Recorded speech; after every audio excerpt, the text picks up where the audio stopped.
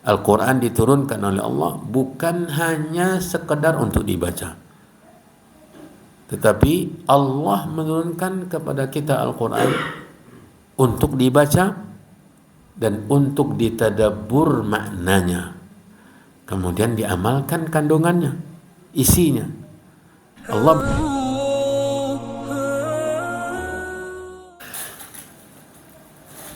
Bismillahirrahmanirrahim.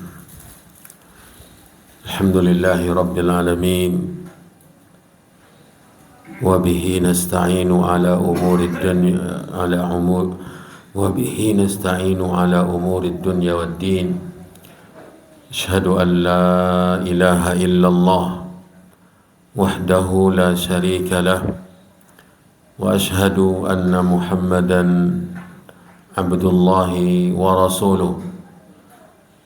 Allahumma salli wa sallim wa barik ala nabiyyina wa rasulina Muhammadin wa ala alihi wa ashabihi wa man tamassaka bi sunnatihi wa ihtada bi hadyihi ila yaumiddin. Allahumma la ilma lana illa ma 'allamtana wa'allimna ma yanfa'una wa zidna ilma innaka antal alimul hakim. Ya Allah, kami tidak memiliki ilmu kecuali apa-apa yang telah Engkau ajarkan kepada kami, dan ajarkanlah dan jadikanlah bermanfaat apa-apa yang telah Engkau ajarkan, dan ajarilah kami ya Allah apa-apa yang memberikan kepada kami manfaat. Sesungguhnya Engkau Zat yang maha mengetahui dan maha bijaksana. Allahumma inna nas'aluka ilman nafi'an wa rizqan tayyiban wa amalan mutaqabbala.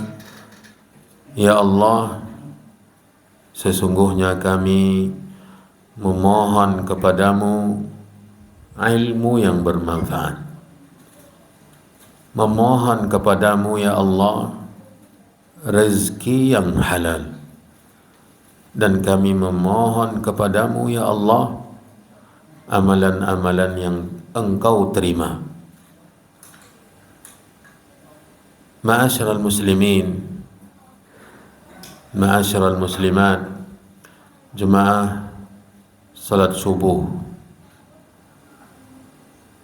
Masjid Al-Ikhlas yang semoga senantiasa dirahmati dan dimuliakan oleh Allah. Saya mengucapkan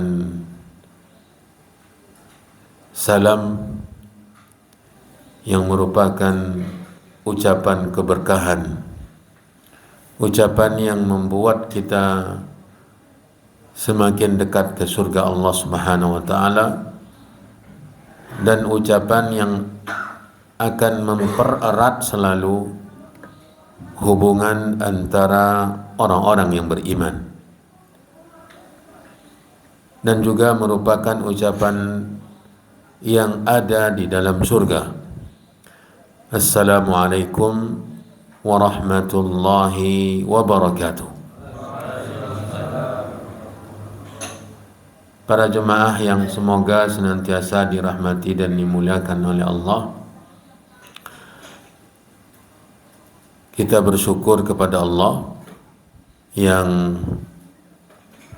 saat ini kita masih menerima pemberiannya, masih menerima nikmatnya. Padahal kita tidak meminta nikmat tersebut secara detail. Andai saja Allah memberi setelah kita meminta, maka tidak akan habis atau tidak akan cukup waktu kita untuk meminta apa yang diberi oleh Allah. Ya Allah, fungsikan contoh. Ya Allah, fungsikan untuk hari ini ginjal saya. Tetap selalu fungsikan jantung saya. Ya Allah, setiap sendi yang ada di tubuh saya tetap berfungsi. Ya Allah, mata saya tetap berfungsi, telinga.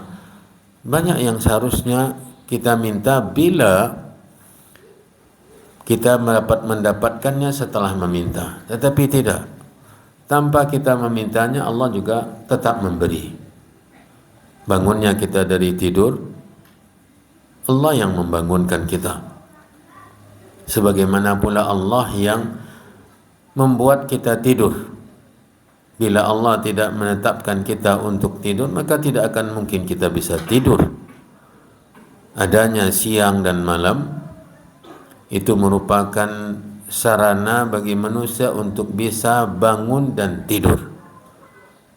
وَجَعَلْنَا اللَّيْلَ لِبَاسًا وَجَعَلْنَا النَّهَارَ مَعَاشًا.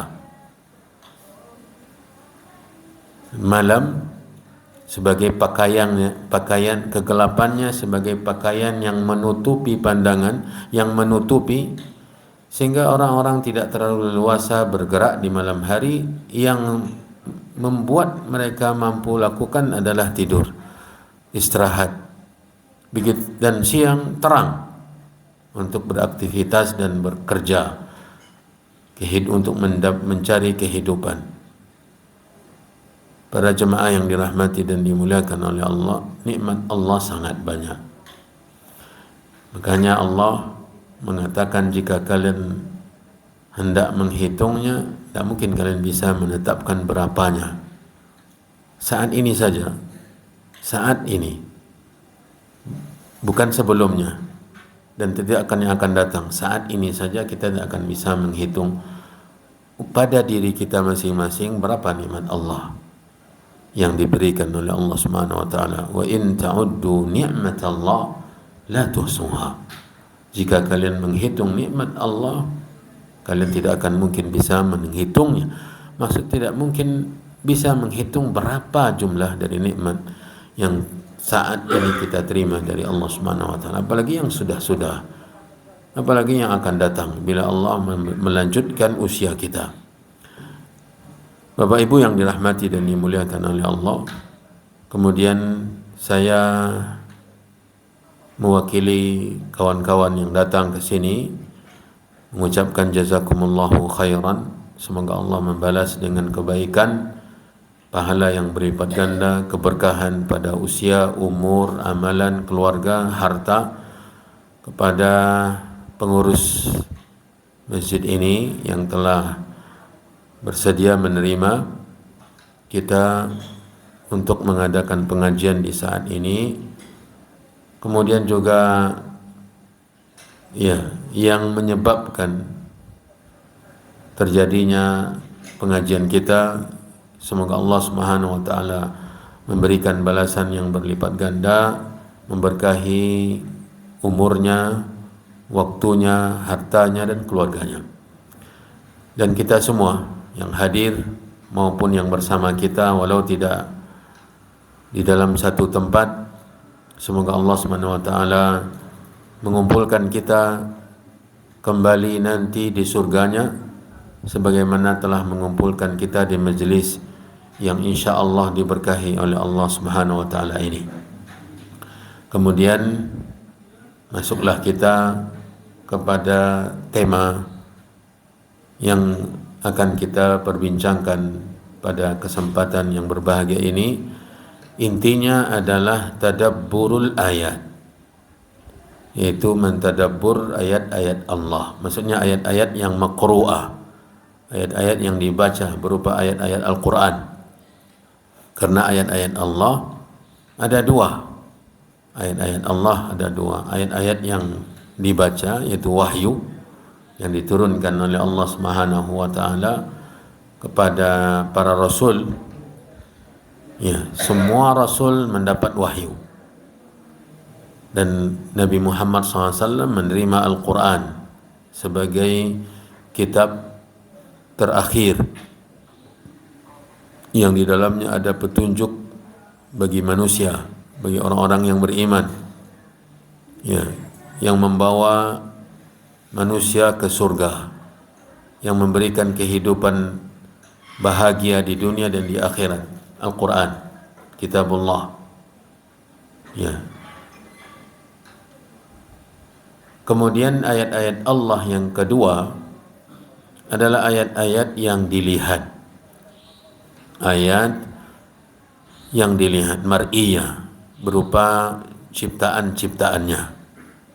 Tanda-tanda kemahabesaran Allah. Yang kedua adalah apa yang dilihat oleh manusia dari ciptaan-ciptaan Allah. Langit, bumi, ya, matahari, bulan, bintang, gunung, lautan, lembah, jurang, pohon-pohon, batu-batu, dan yang lainnya yang sangat banyak. Semua itu adalah ayat-ayat Allah, merupakan tanda-tanda kemahabesaran Allah yang diperlihatkan kepada manusia agar manusia menghambakan diri kepadanya. Dan yang sangat dekat ayat-ayat Allah ini dari seorang hamba atau pada seorang hamba adalah badannya. Tubuh kita ini ayat Allah. Makanya Allah berfirman, wa fi anfusikum afala tubsirun. Dan pada diri-diri kalian, maka apakah kalian tidak melihat? Tidak melihat apa? Tidak melihat kemahabesaran Allah padanya, di mana Allah Subhanahu wa taala mendesain tubuh manusia ini dengan bentuk dan rupa yang sangat indah. Menyusunnya dengan penyusunan yang sangat rapi. Ya. Allah berfirman di dalam Al-Quran, ya ayyuhal insanu ma gharraka bi rabbikal karim.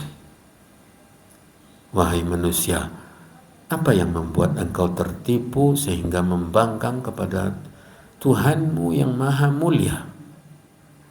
Apa yang membuatmu tertipu sehingga kamu tidak mau patuh kepada Tuhan penciptamu yang menciptakan engkau?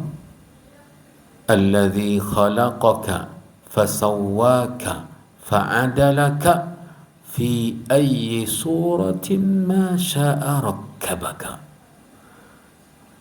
Yang telah menciptamu, alladzi khalaqaka fasawwaka, dan telah melengkapi penciptaanmu.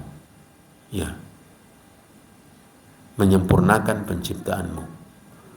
Fa'adalaka, dan menjadikan ciptaanmu, bentuk dan rupamu seimbang. Fa'adalaka, tidak ada yang kurang.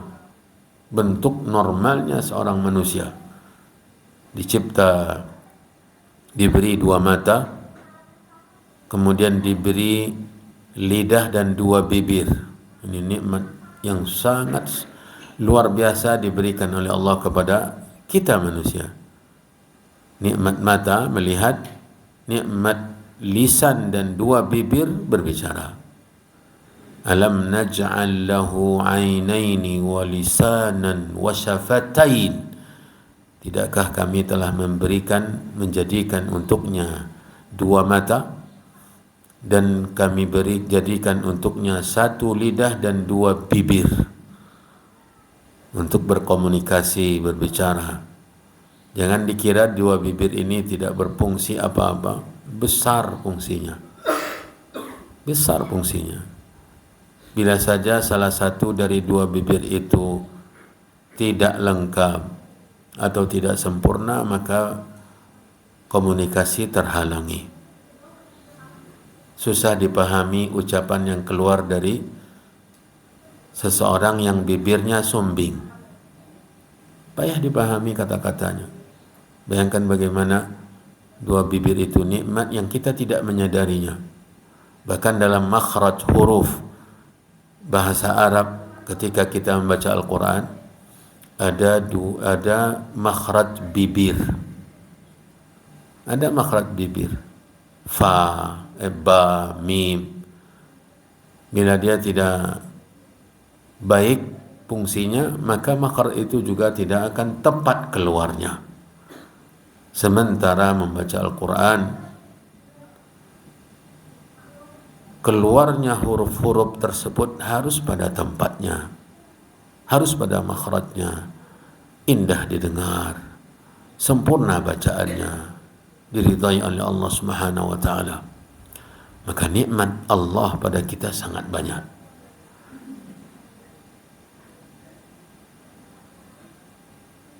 Para jemaah yang dirahmati dan dimuliakan oleh Allah Subhanahu wa taala, itulah dua ayat Allah.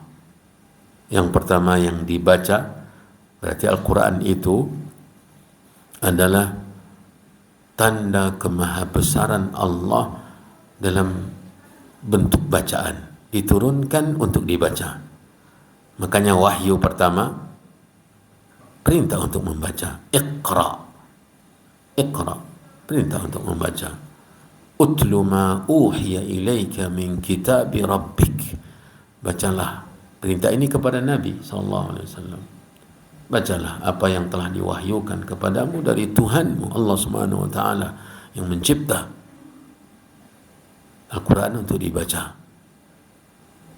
Makanya tidak ada kesempatan yang sangat berharga bagi seorang yang beriman dan bertakwa lebih dari ketika dia bersama kitabullah. Salah seorang ulama di abad ke-8 Hijriah, meninggal pada tahun 728 Hijriah, dikenal dengan Ibnu Taimiyah. Ada ungkapannya sebelum meninggal dunia yang membuat kita merasa tidak ada apa-apa. Kenapa? Dia mengeluarkan pernyataan dalam seakan-akan penuh dengan penyesalan. Dia mengatakan betapa lalainya kita selama ini dari ayat-ayat Al-Quran, kata beliau. Karena di akhir usianya dia di penjara, dia di dalam penjara, di penjara Damaskus, Qal'atu Damask. Di sana dia di penjara, tidak seperti sebelum-sebelumnya dia di penjara. Untuk penjara ketika itu dia tidak dibenarkan untuk membawa apa-apa. Tidak boleh membawa pena, tidak boleh membawa kertas. Karena sebelum-sebelumnya ketika dibiarkan dia membawa pena dan kertas, maka keluar karya-karyanya. Selama dia di penjara, karyanya subhanallah, karangan-karangannya, tulisan-tulisannya dalam penjara itu memberi manfaat yang luar biasa. Lantaran karena mengkhawatirkan dia terus berkarya, yang memenjara mengatakan untuk kali ini engkau tidak dibenarkan membawa apa-apa. Tidak tinta, tidak pena, tidak kertas, tidak boleh membawa apa-apa. Tetapi seperti yang beliau ungkapkan, sebenarnya orang-orang yang memusuhi saya, membenci saya, mereka tidak punya cara untuk menyakiti saya. Mereka sudah kehabisan cara untuk menyiksa saya. Saya bila mana dikurung, maka ketika saya dikurung saya anggap itu sebagai khalwat, yaitu berduaan dengan Allah, beribadah kepada Allah, fokus beribadah, tidak ada kegiatan apa-apa. Bila mereka mengasingkan saya, maka saya di pengasingan itu dalam pengembaraan di muka bumi Allah untuk melihat kemahabesaran Allah. Lalu apa yang mereka inginkan? Tidak ada sedikit pun bisa menyakiti beliau. Dan inilah hakikat hidupnya orang yang beriman.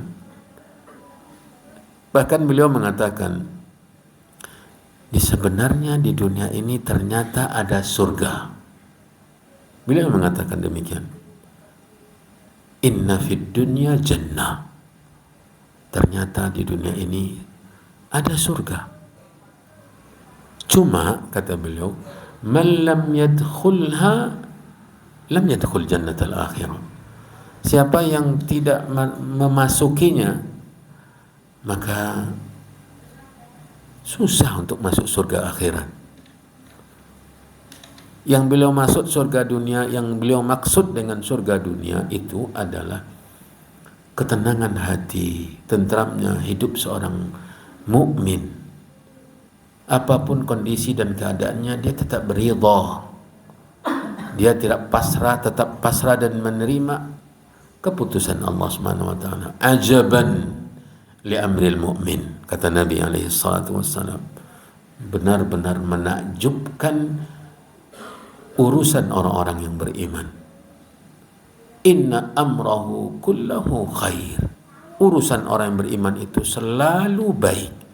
Dia tetap memproduksi pahala, kebaikan apapun keadaannya. In asabathu sarra syakara fakana khairullah. Bila dia mendapatkan kesenangan, orang yang beriman tahu bahwa kesenangan itu anugerah, nikmat, maka dia bersyukur dan dia tidak akan lupa daratan dan dia tidak akan mungkin menentang Allah dengan nikmat tersebut, dengan kesenangan tersebut. Wa in asabathu dharra sabara fakana khairullah.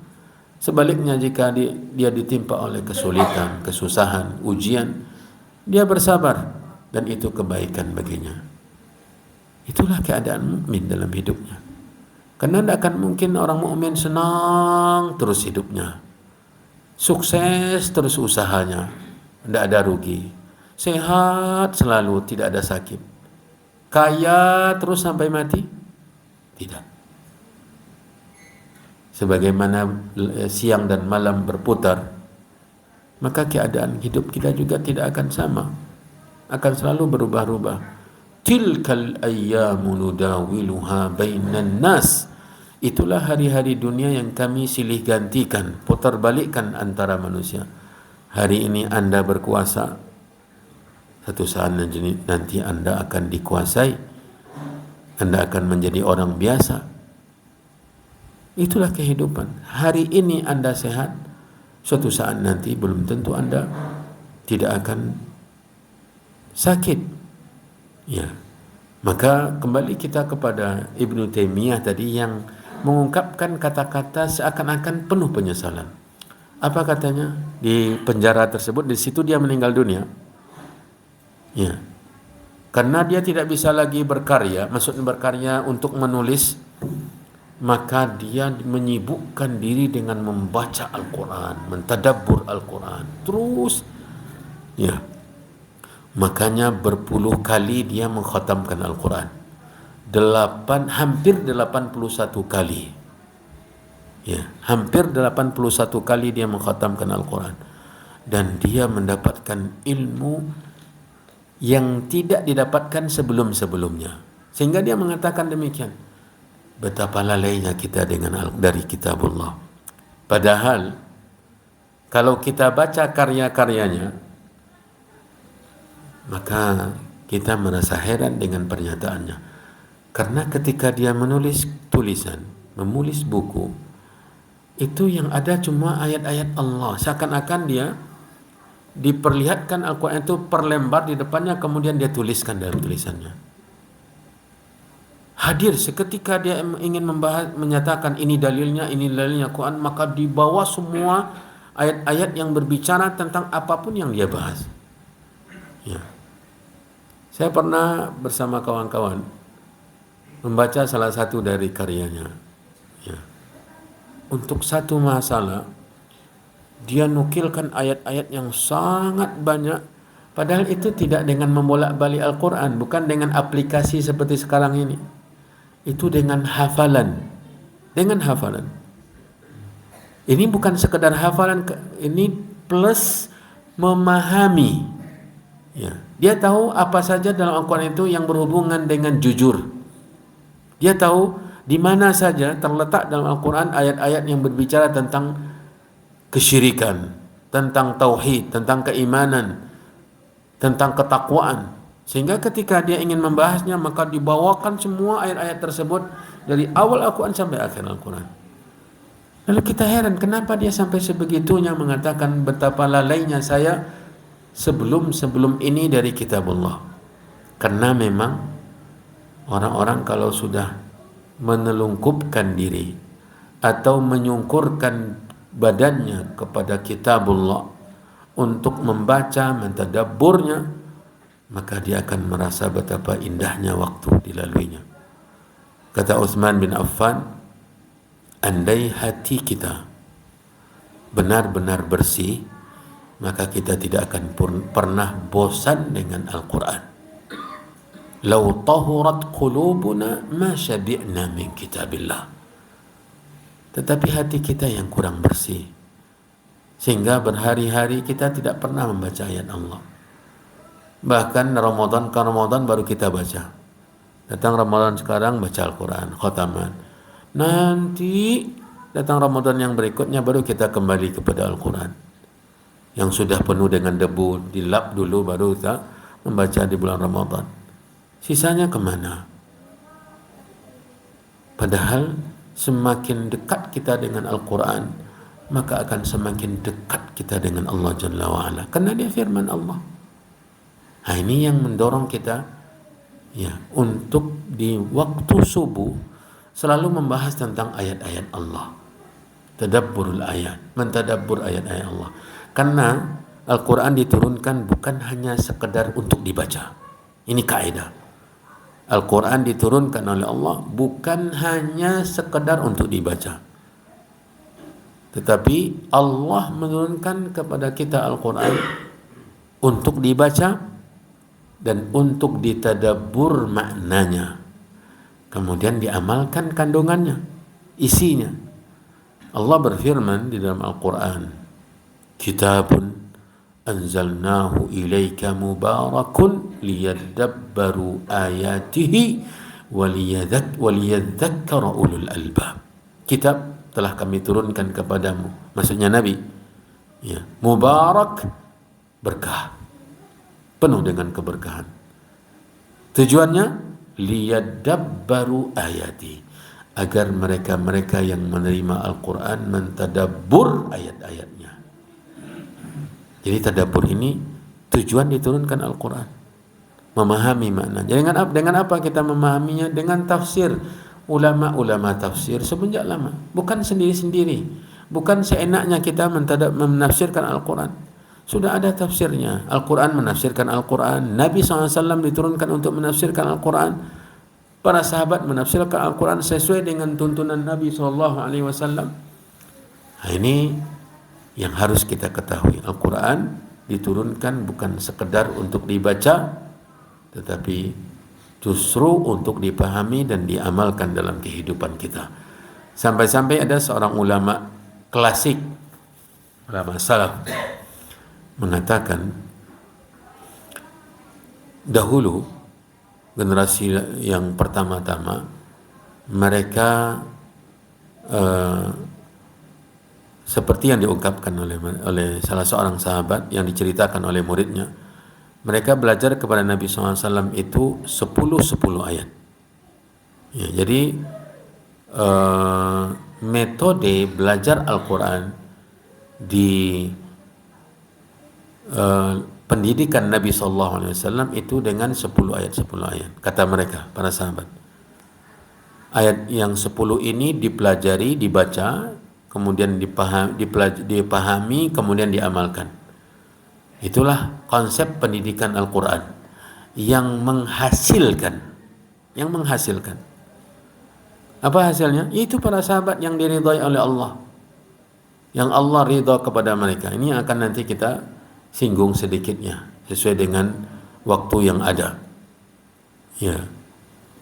Begitulah 10 ayat dibacakan, dijelaskan makna dan kandungannya, kemudian diamalkan.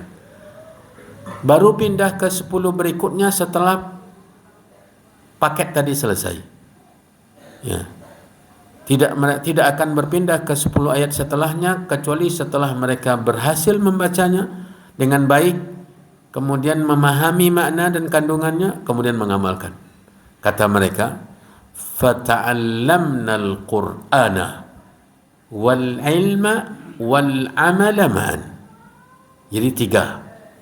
Fata'allamna al-Qur'an, kata para sahabat, wal ilma wal amala ma'an. Kami mempelajari dari Nabi Al-Quran, maksudnya membaca.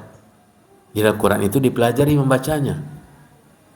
Harus benar bacaannya, dipelajari membacanya, kemudian dipelajari kandungannya, maknanya. Nah, kemudian diamalkan sesuai dengan kandungan tadi. Dan yang menjelaskan kandungan dan makna serta tafsirnya adalah Nabi SAW. Itu yang mereka amalkan.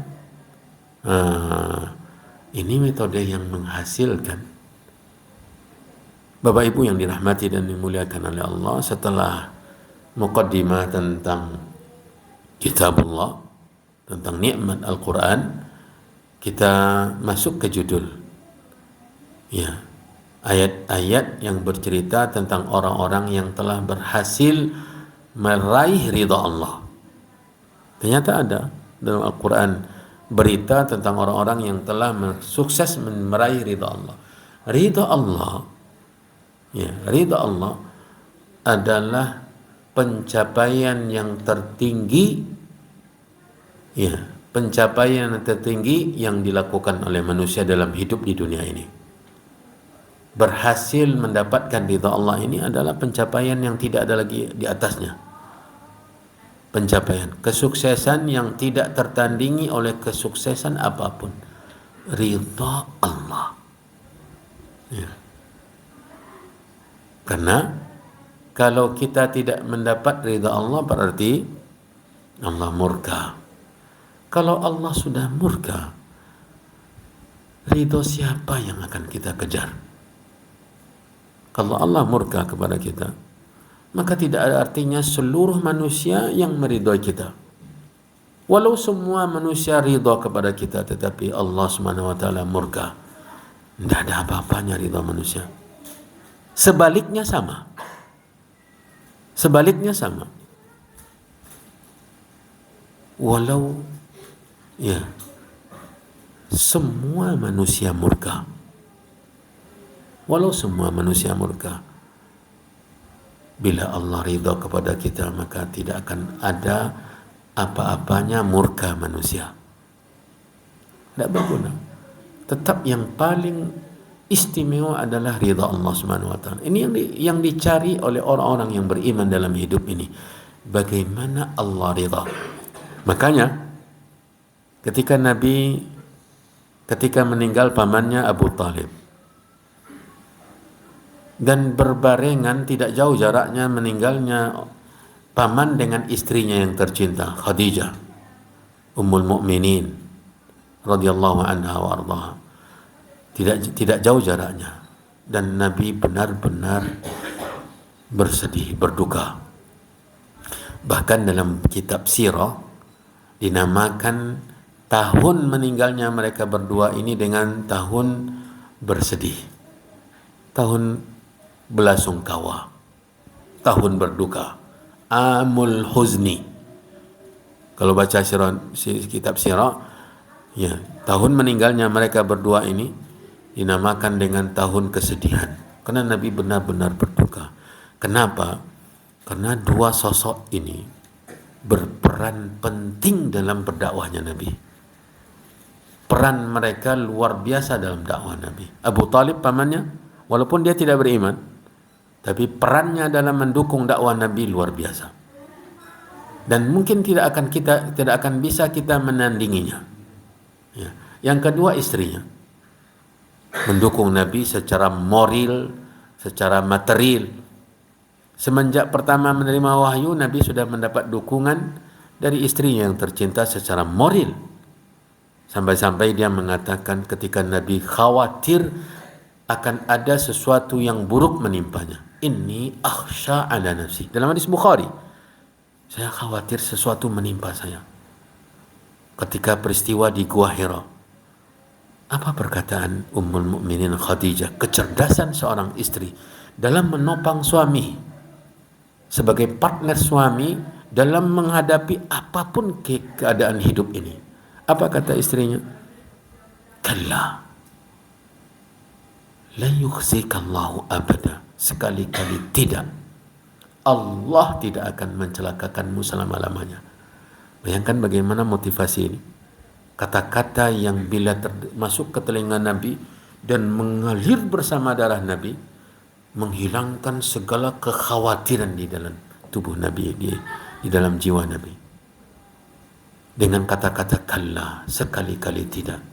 Allah tidak akan mencelakakanmu selama-lamanya. Dan dia mengatakan itu dengan alasan yang luar biasa. Karena pribadi Nabi. Innaka la tasilur rahima wa tuqrid daifa wa tahmilu ala nawaibin nas. Engkau orang yang selalu menyambung silaturahim. Berada bersama orang-orang yang membutuhkan.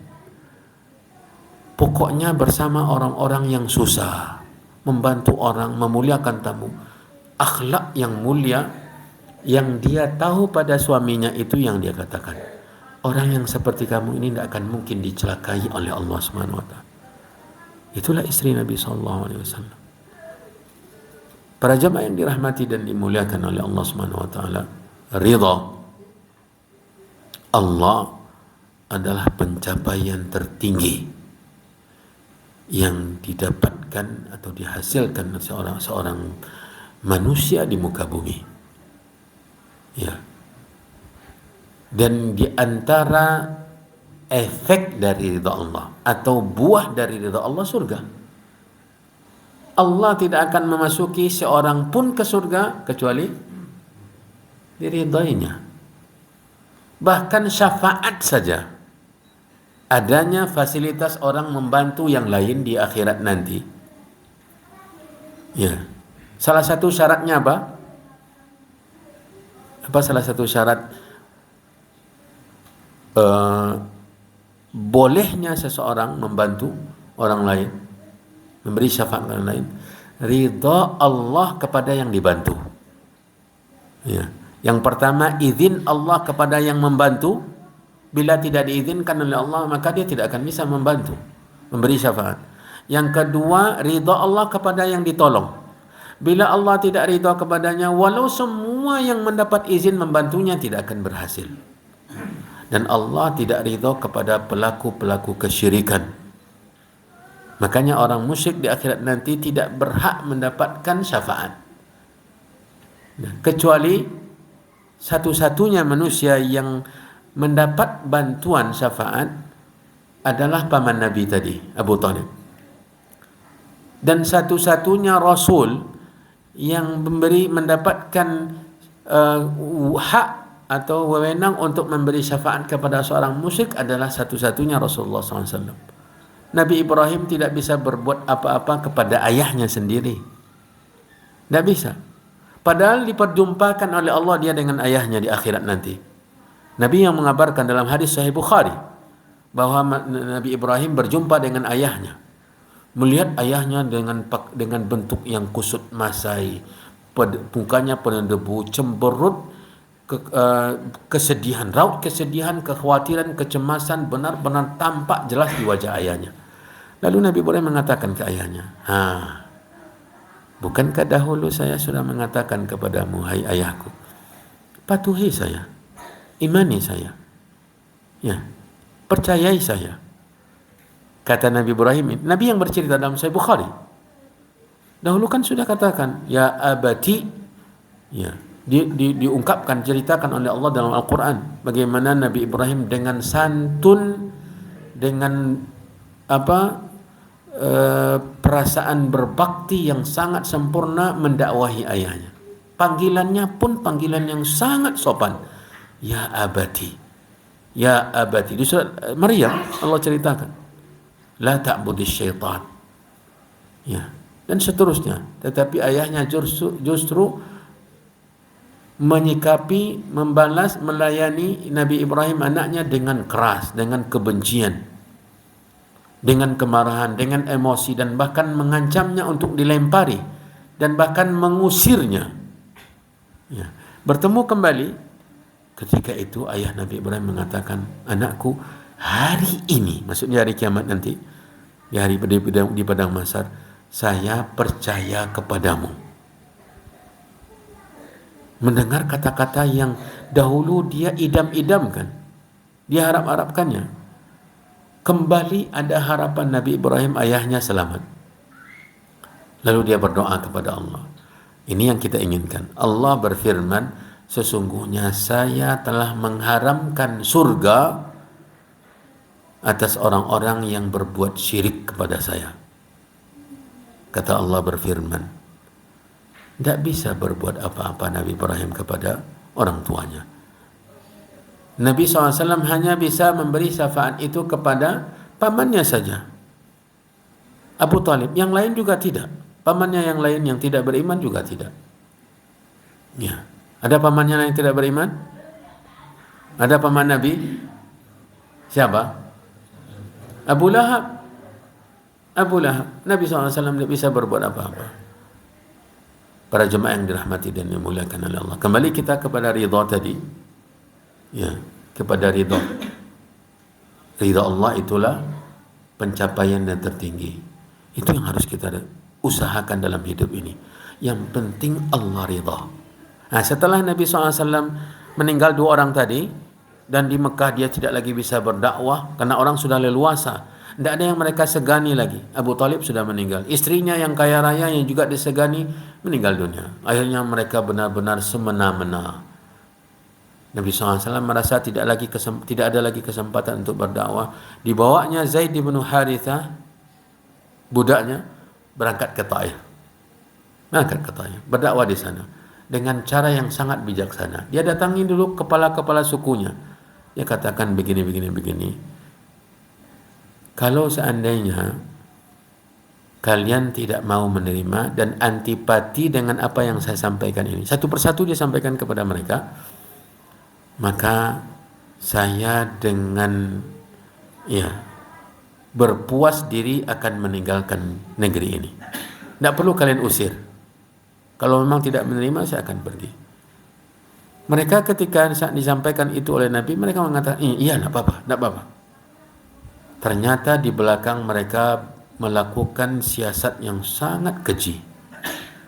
Mereka cuci tangan, tetapi yang mereka kerahkan adalah orang-orang gila, budak-budak, anak-anak kecil. Diperintahkan oleh mereka untuk berbaris di jalan yang membawa keluar dari Taif. Di tangan mereka sudah ada batu-batu. Jadi ketika Nabi SAW meninggalkan Taif, mereka semuanya melempari Nabi. Dan Nabi SAW berlari sekencang-kencangnya untuk terhindar dari lemparan batu-batu tersebut. Dan Zaid bin Harithah menghalangi di belakang agar Nabi tidak terkena. Ternyata mereka berdarah-darah. Sampailah Nabi sempat bersembunyi di sebuah kebun kurma. Mereka sudah berhenti mengejarnya. Nah, ini yang kita inginkan, kata Nabi. Ya, berdoa kepada Allah. Ya Allah, sebenarnya kepada siapa engkau serahkan saya? Kepada orang-orang atau kerabat-kerabat saya yang di Mekah, mereka juga tidak menerima saya. Kepada orang luar sekarang di Taif, mereka juga tidak menerima saya, membenci saya. Ya Allah, bila engkau ridha, saya tidak peduli. Bila engkau ridha, maka apapun yang saya lakukan saya tidak akan peduli. Saya akan terus lanjutkan apapun resikonya. Yang penting ridhamu ya Allah. Inilah cita-cita seorang muslim dalam hidupnya. Kemudian ayat-ayat Al-Quran yang bercerita tentang orang-orang yang telah berhasil mendapat ridha Allah adalah, ini dia inti pelajaran kita. Yang pertama ayat di surah At-Taubah ayat 100. Surah Taubah ayat berapa? Ayat 100. Allah bercerita tentang orang-orang yang sudah sukses mendapat ridha Allah. Allah berfirman, وَالسَّابِقُونَ الْأَوَّلُونَ مِنَ الْمُهَاجِرِينَ وَالْأَنصَارِ وَالَّذِينَ اتَّبَعُوهُم بِإِحْسَانٍ رَضِيَ اللَّهُ عَنْهُمْ وَرَضُوا عَنْهُ وَأَعَدَّ لَهُمْ جَنَّاتٍ تَجْرِي تحتها الأنهار خالدين فيها أبدا ذلك الفوز العظيم.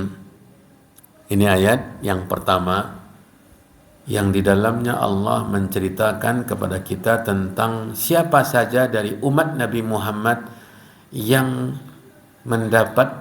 meraih ridha Allah. Ada 3 golongan. Iya, ada 3 golongan umat Nabi Muhammad yang meraih ridha Allah Subhanahu wa taala. Yang Allah ceritakan di awal, was-sabiqunal awwalun. Orang-orang yang pertama dan awal-awal sekali dari kaum Muhajirin dan Ansar. Ya. Kemudian ini sudah berapa ini? Sudah 2 golongan, Muhajirin dan Ansar. Muhajirin yaitu orang-orang yang hijrah dari Mekah ke Madinah, sementara Ansar orang-orang yang menerima, menyambut mereka di Madinah. Ya, dalam beriman tentunya. Yang menyambut tentu yang beriman. Ya. Ini sudah 2 golongan yang disebutkan oleh ayat ini. Kemudian yang ketiga, walladzina tabauhum biihsan. Dan yang ketiga adalah orang-orang yang mengikuti, garis bawahi. Orang-orang yang mengikuti. Garis bawahi itu. Orang-orang yang mengikuti mereka. Maksud siapa? Muhajirin dan Ansar. Biihsan, dengan cara yang baik, dengan baik. Mengikuti Muhajirin dan Ansar dengan baik. Ada apa dengan mereka yang 3 golongan tadi, Muhajirin, Ansar, dan yang mengikuti Muhajirin, Ansar dengan baik? Ada apa dengan mereka? Kata Allah, radhiyallahu anhum, Allah telah ridha kepada mereka. Yang mengabarkan bahwa Allah telah ridha siapa? Allah yang telah mengabarkan bahwa dia telah ridha. Radhiyallahu anhum, Allah telah ridha kepada mereka, bahkan mereka pun ridha kepada Allah. Ya. Ridha kepada Allah yaitu dengan mengimani Allah secara sepenuh jiwa, mentaati Allah, mengibadati Allah, mematuhi Allah. Ya. Bertakwa kepada Allah, ini yang dimaksud dengan ridhonya mereka kepada Allah Subhanahu wa taala. Kemudian Allah kabarkan, ini yang saya maksud tadi. Tidak akan mungkin seseorang itu masuk surga tanpa melewati ridha. Karena Allah sekarang menetapkan ridhonya pertama kali. Radhiyallahu anhum wa radu'an. Kemudian apa kata Allah? Wa a'adda lahum. Dan Allah telah mempersiapkan untuk mereka. Apa yang telah dipersiapkan oleh Allah? Jannah. Surga-surga. Tajri tahtahal anhar. Mengalir di bawahnya.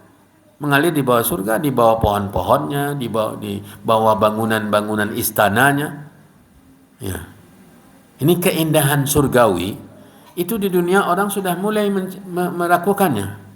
Mereka, orang-orang yang punya duit banyak, itu sekarang di vilanya dibuat sungai mengalir di dalam rumah, mengalir dalam rumah. Karena memang itulah insting manusia, fitrah manusia. Yang itu nanti akan diberlakukan oleh Allah di surga. Mengalirnya sungai ini pemandangan yang indah, sungai yang jernih, bersih. Ya. Kemudian tajri tahtal anhar khalidina fiha abada. Subhanallah. Ini janji yang luar biasa, yang sangat menarik. Mereka kekal di dalamnya selama-lamanya. Ya. Di dunia, seindah-indahnya villa yang kita bangun dan kita buat, berapa lama kita menikmatinya? Apakah selamanya kita ada di sana? Tidak. Kita pun selama masih hidup pun tidak akan selamanya juga menikmati. Terkadang kita bosan juga. Perlu sarana-sarana yang lain. Ya. Kalau itu saja, bahkan terjadi perubahannya, ada renovasinya. Ini sudah membosankan, kita rubah lagi bentuknya. Kita desain yang baru. Karena membosankan. Inilah perhiasan di dunia. Sementara akhirat itu semuanya indah dan tidak membosankan, karena kebosanan itu ujian. Sementara di surga tidak ada ujian. Ya. Kekal mereka di dalamnya. Ditutup ayat ini oleh Allah Subhanahu wa taala dengan firman-Nya, "Dzalikal fawzul azim." Surga. Ya, surga yang mengalir di dalamnya sungai-sungai, itu adalah kemenangan yang besar. Para jemaah yang dirahmati dan dimuliakan oleh Allah. Sekarang kita menyimpulkan ayat ini atau ayat 100 bahwa umat Nabi Muhammad dari mulai zaman para sahabat sampai hari kiamat itu yang diridai oleh Allah hanya 3. Hanya 3. Allah tidak menyebutkan yang lain. Allah tidak menyebutkan yang lain. Hanya 3. Yang pertama Muhajirin Ansar, yaitu para sahabat Nabi SAW yang sudah mendapatkan ridha Allah. Kemudian yang ketiga adalah yang mengikuti mereka siapapun, kapanpun, dimanapun. Ya. Yang mengikuti mereka dengan baik, maka mereka pasti diridhoi oleh Allah.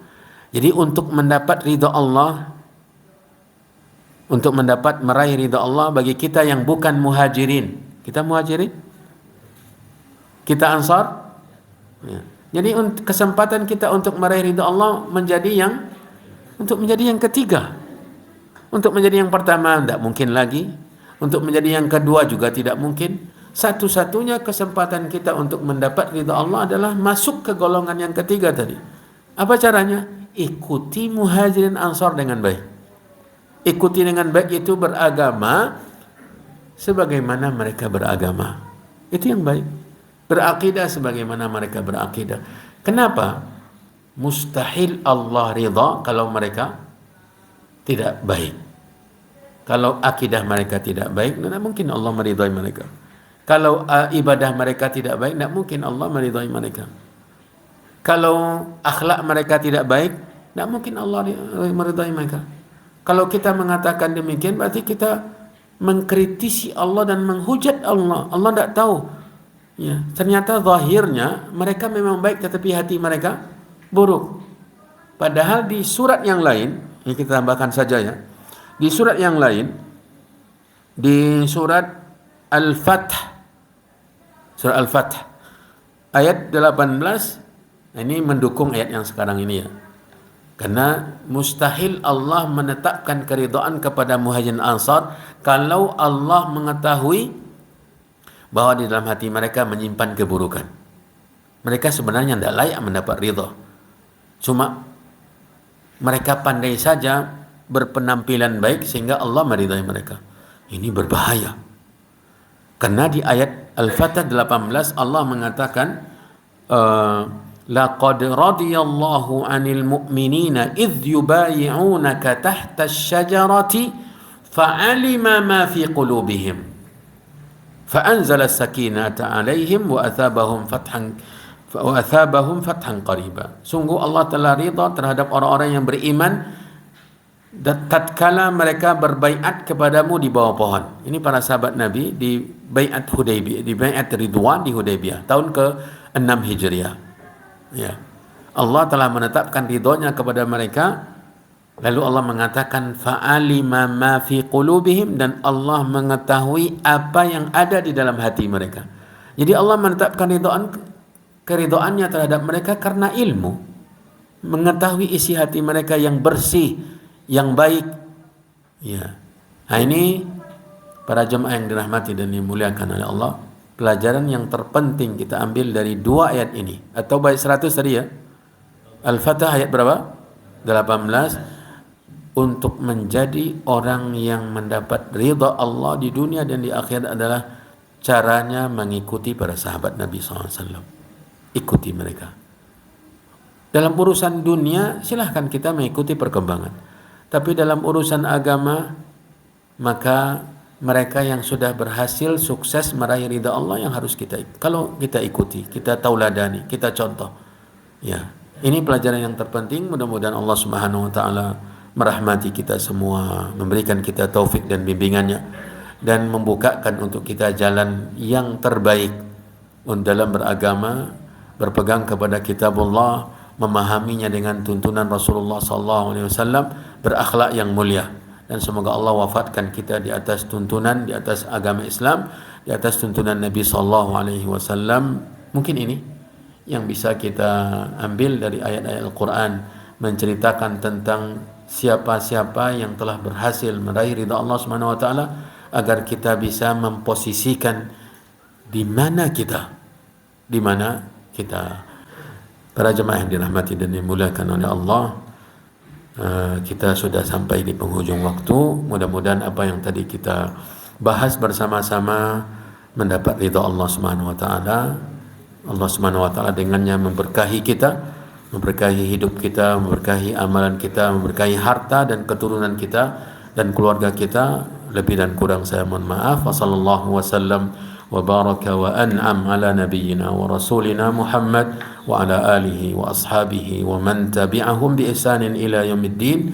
Wa akhiru da'wana anil hamdulillahi rabbil alamin. Subhanakallahumma wa bihamdika asyhadu an la ilaha illa anta astaghfiruka wa atubu ilaik. Wassalamualaikum warahmatullahi wabarakatuh.